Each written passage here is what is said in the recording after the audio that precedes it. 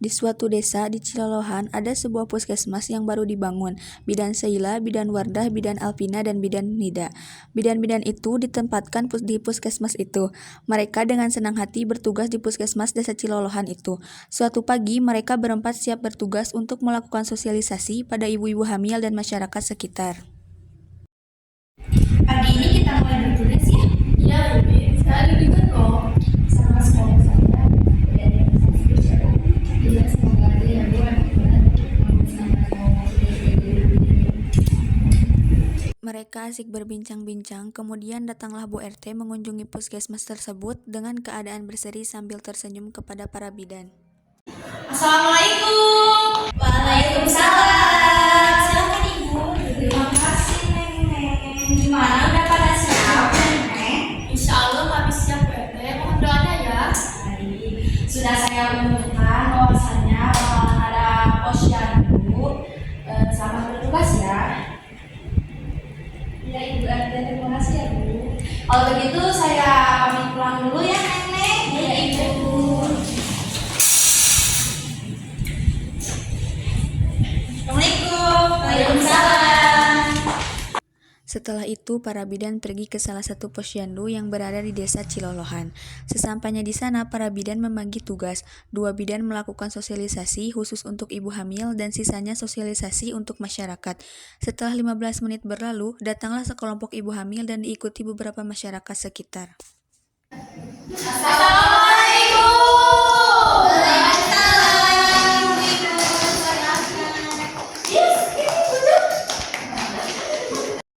Baik, untuk sekarang ibu-ibu hamil bisa ikuti saya dari luar dan Baik, Ibu.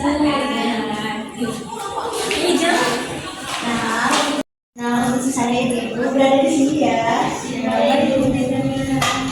Terima kasih.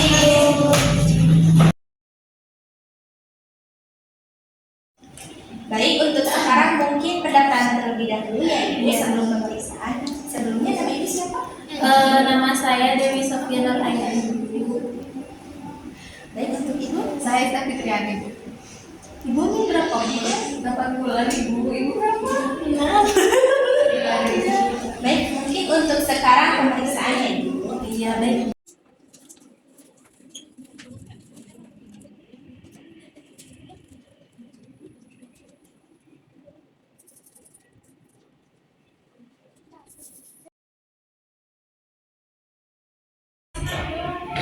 Perkenalkan, saya Wadah Latifah. Dengan diri saya yang berdosa. Saya itu Cindy Maharani Hermawan.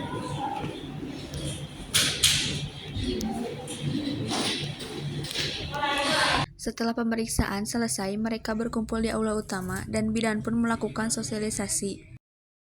Baik Ibu, untuk tekanan darahnya mungkin bicaranya sama. Mungkin sekarang kembali ke aula yang sebelumnya. Ya, baik, Ibu.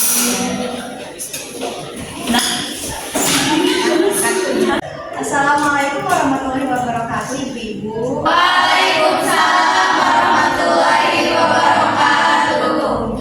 Perkenalkan saya Bidan Alpina Oktaviani dan rekan saya Bidan Sheila, Bidan Wardah, dan Bidan Nida. Berdirinya kami di sini, kami akan membuka forum sharing mengenai kesehatan ibu hamil bagi ibu-ibu yang berada di sini. Baik, bagi ibu-ibu yang memiliki keluhan ataupun pertanyaan, silahkan angkat tangannya ya, Bu.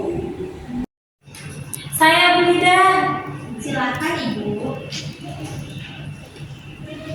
Jadi begini, Bu Bidan. Saya kan ini hamil 6 bulan ya. Tapi kenapa ya rasa saya teh udah keluar gitu? Apakah saya teh harus memompa ASI segera?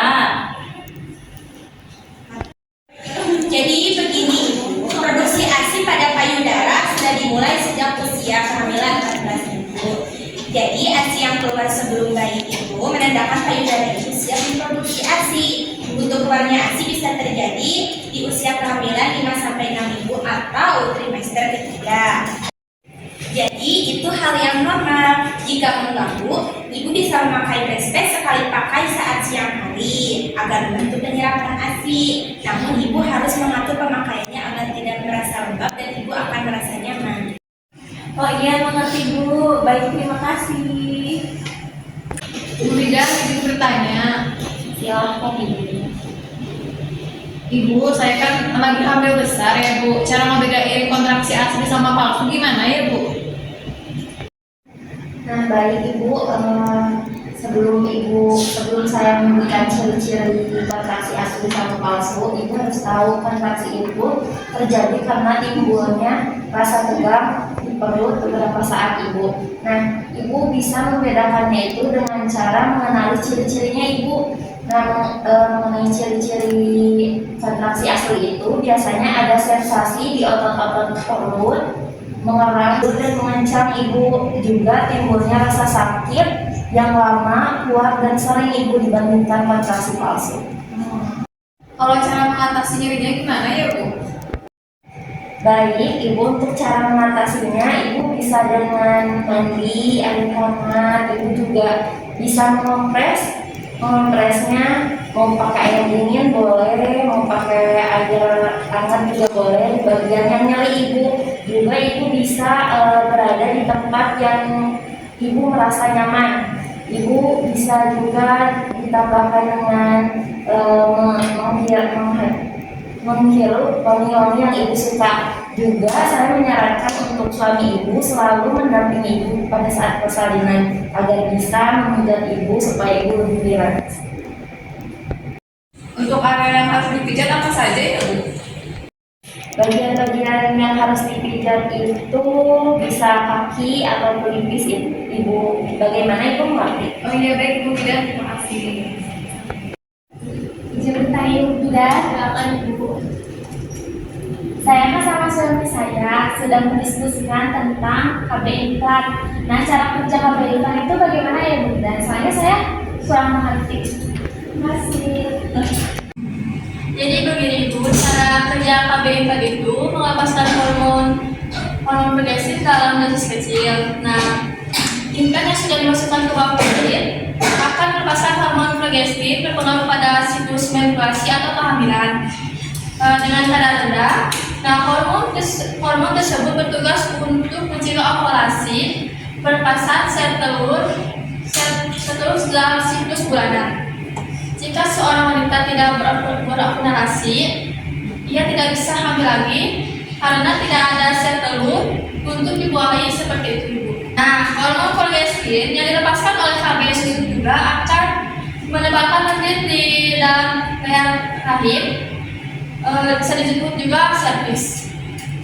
Ini dilakukan mencegah agar sperma tidak bisa memasuki rahim. Selain itu, hormon progestin juga mampu menipiskan lapisan dinding rahim. Dengan begitu, jika ada sperma yang berhasil membuahi sel telur tersebut akan sulit menempel pada dinding rahim untuk kehamilan.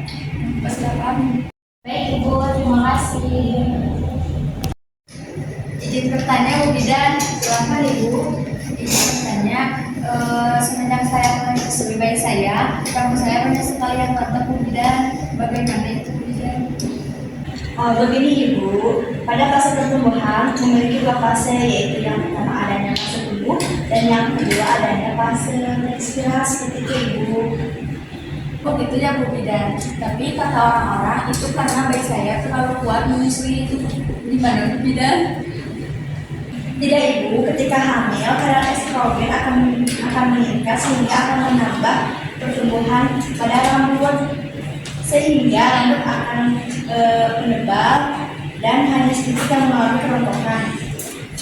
Tapi pada normalnya setelah fase tumbuh kan saya sudah bilang adanya fase beristirahat. Rambut akan kembali rontok lagi dan kemungkinan akan kembali seperti semula seperti itu. Apakah dapat dimengerti? Lalu bagaimana untuk cara mengatasinya Ibu Bidan? Ibu harus menjaga asupan nutrisi Ibu, terus harus memakan atau meminum yang mengandung B12 dan besi agar tidak memperparah rontokan rambut Ibu seperti itu. Baik Ibu Bidan, terima kasih. Ibu, saya ingin bertanya. Silakan Ibu.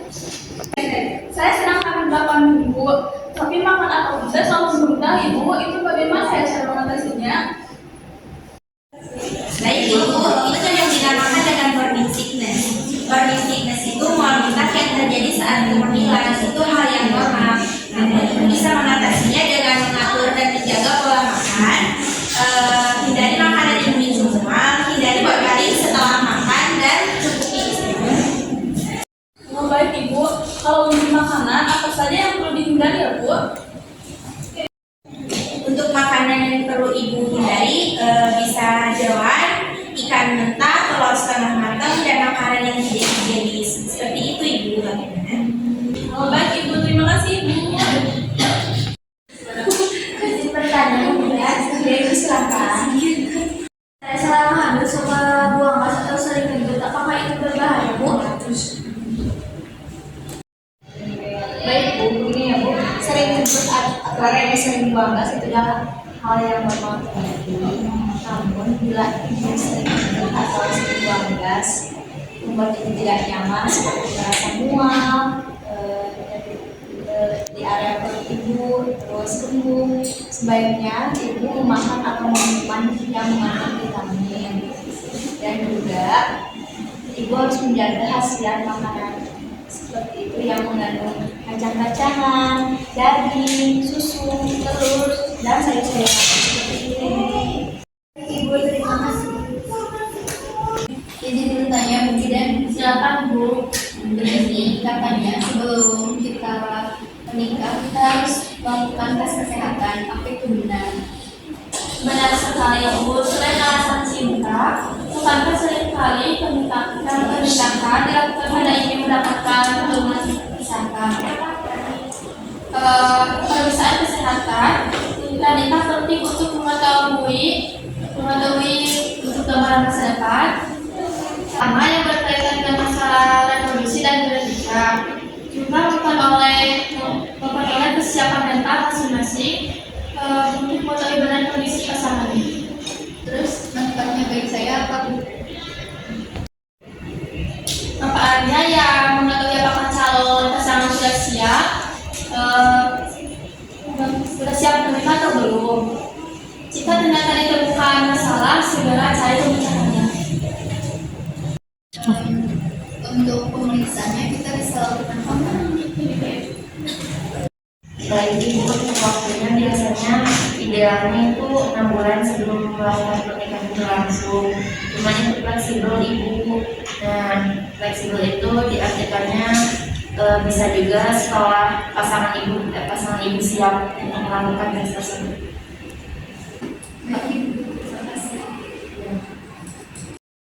Izin bertanya Bu, silakan Ibu.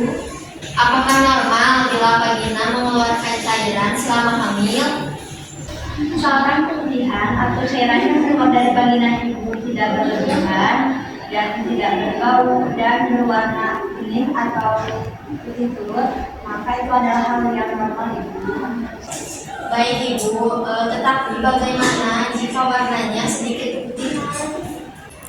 Tapi Ibu, sebaliknya yang saya katakan, jika cairan yang keluar dari vagina ibu sangat banyak, berbau tidak sedap, terus gatal, ataupun ada darah, ibu sebaiknya langsung konsumsi saja ke rumah sakit ataupun ke puskesmas terdekat Ibu. Seperti itu. Baik Ibu, terima kasih. Baik Ibu, mungkin sampai di sini saja mengenai penyuluhan sosialisasi pentingnya konsultasi terhadap kesehatan janin dan ibu hamil. Mudah-mudahan yang disampaikan oleh kami dapat dipahami dan diterapkan oleh ibu-ibu semua. Mohon maaf bila dari kami ada kata-kata yang kurang berkenan ya Ibu.